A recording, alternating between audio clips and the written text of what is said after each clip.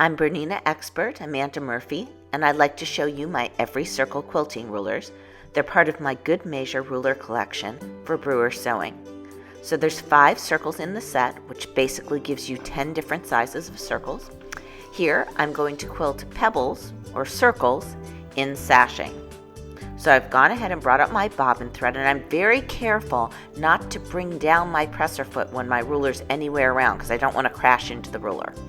I bring the ruler up after I've brought down my presser foot, and here you can see I'm using the lines on the side of the ruler to make sure that I'm staying in the center of the sashing as I quilt my circles.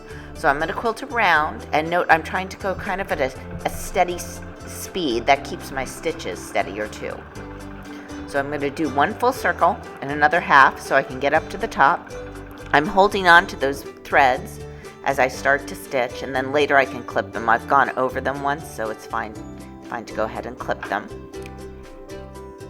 Then I'm going to move up my ruler, and you'll note that the black curved lines on my ruler lie right on top of my previous stitches. This helps me ensure that my pebbles are quilted in a straight line. I'm also, though, looking at those side lines to ensure that the pebbles are being stitched in the middle of the sashing. So here I go again around the circle. I'm doing a circle and a half, this time in the opposite direction. And when I get to the top, I can tell I'm at the top because I'm at that center line. I move up the ruler. So now again, the lines on my ruler are on top of my previously stitched circles. And I just continue up the sashing area until the design is completed.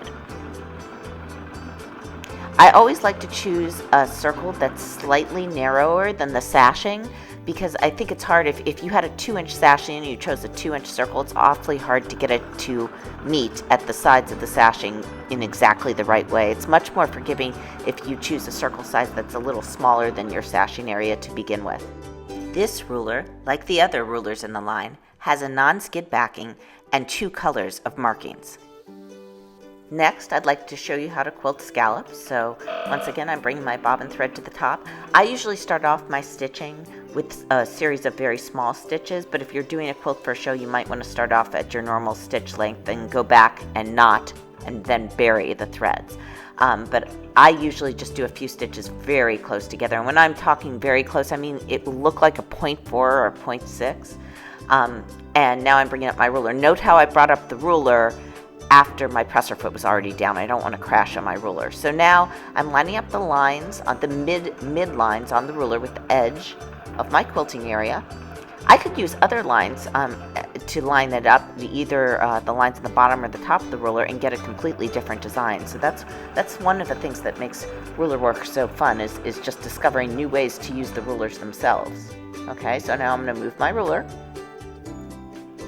You can see I quilted a semicircle, but I could have just as easily used one of the other lines in the ruler. So like that line would produce a shallower curve, and that line would produce an even shallower curve. So there's lots of markings to make many designs accessible.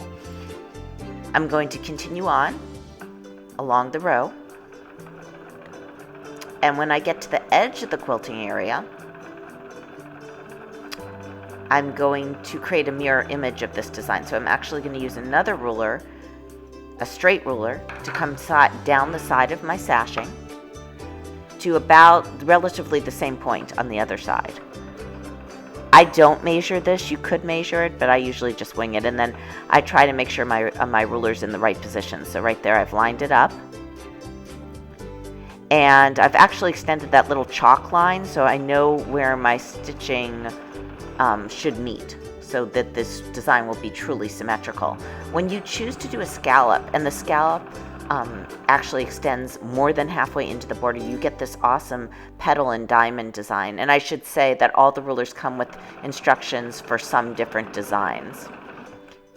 There's a lot more designs in my Ruler Work Quilting Idea book, because you can do an infinite number of things with circles. Now, I want you to note here, I'm stopping. I'm not going to try to go around that whole semicircle all at once. It's a pretty big semicircle. Instead, I'm going to do a quarter of a circle, a quarter of the circle. I'm not afraid to stop because I have the ruler to help me.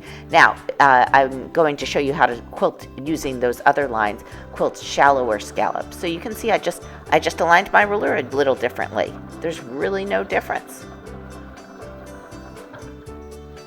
And you have to make sure to use the same line each time or you get unintended consequences.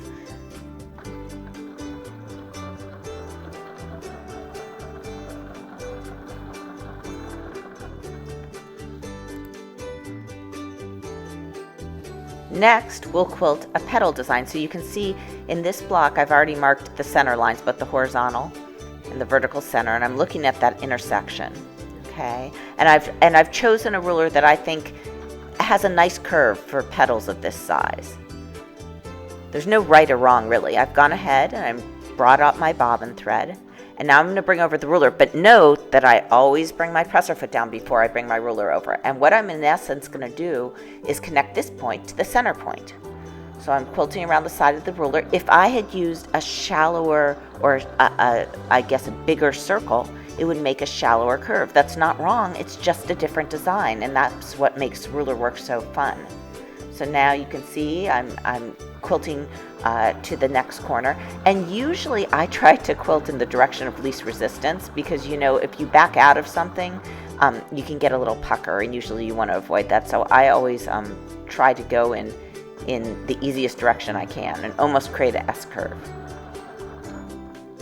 Okay, so I've almost finished the design here. I'm going to come back.